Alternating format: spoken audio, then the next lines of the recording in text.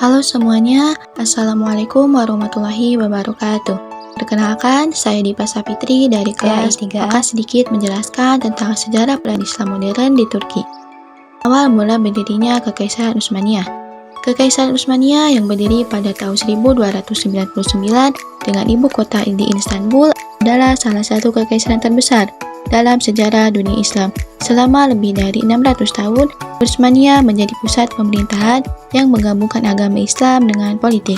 Sistem pemerintahan didasarkan pada hukum Islam atau syariat, dan Utsmaniyah memainkan peran penting dalam melindungi umat Islam di seluruh dunia, dengan kekhalifahannya menjadi simbol kepemimpinan global bagi umat Islam.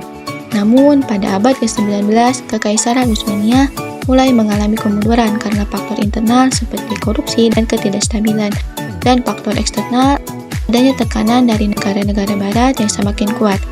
Selama periode ini, ada upaya untuk memperkenalkan reformasi dalam berbagai bidang melalui era Tanzimat pada tahun 1839 sampai 1876 yang berusaha memperkenalkan hukum barat, sistem pendidikan modern, dan administrasi negara.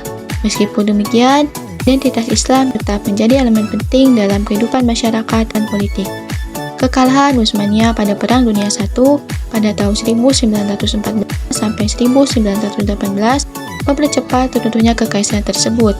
Pada tahun 1922, setelah Perang dan Reformasi Nasional, kekaisaran yang sudah melemah itu resmi dibubarkan. Kejatuhan ini membuka jalan bagi lahirnya sebuah negara baru yang bebas dari dominasi kekaisaran dan negara-negara barat.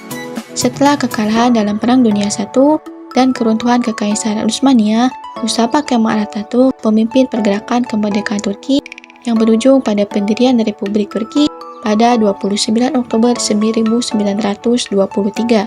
Atatürk dikenal dengan visinya untuk mentransformasi Turki menjadi negara-negara modern dan sekuler, terpisah dari pengaruh agama dalam pemerintahan. Atatürk memperkenalkan serangkaian reformasi besar, termasuk yang pertama pemisahan agama dan negara atau sekularisme. Atatürk menghapuskan sistem Khalifah Ottoman dan meletakkan dasar bagi sistem pemerintahan sekuler. Ia melarang penggunaan bahasa Arab dalam doa dan mengalihkan penggunaan bahasa Turki dalam kehidupan publik. Yang kedua, pendidikan dan sosial. Sekolah-sekolah agama ditutup dan sistem pendidikan sekuler diperkenalkan. Masyarakat Turki dipengaruhi oleh nilai-nilai barat dengan modernisasi dalam bidang sains, teknologi, dan seni. Yang ketiga, Hagia Sophia. Sebagai museum pada 1935, Atatürk mengubah Hagia Sophia yang sebelumnya adalah masjid menjadi museum sebagai simbol sekularisme dan pembukaan Turki terhadap dunia barat. Hagia Sophia menjadi lambang keterbukaan dan pluralitas. Meskipun sekularisme menjadi dasar negara Republik Turki, Islam tetap menjadi bagian penting dari identitas masyarakat Turki. Pada akhir abad ke-20 dan awal abad ke-21, ada pergeseran politik menuju penguatan nilai-nilai Islam yang tercermin dalam naiknya partai-partai politik yang berbasis Islam, terutama Partai Keadilan dan Pembangunan atau AKP yang dipimpin oleh Recep Tayyip Erdogan. Partai ini berkuasa sejak 2002, telah memperkenalkan kebijakan yang lebih mendekatkan negara dengan identitas Islam.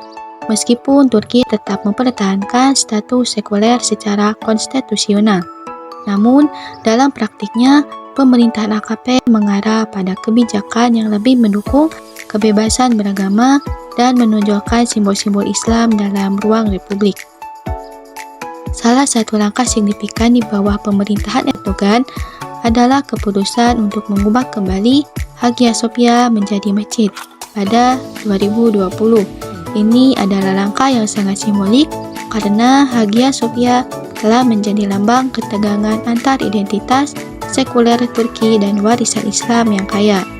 Pada 10 Juli 2020, Mahkamah Administratif Turki membatalkan keputusan Atatürk yang mengubah Hagia Sophia menjadi museum pada 1935 dan mengizinkan penggunaan Hagia Sophia sebagai masjid.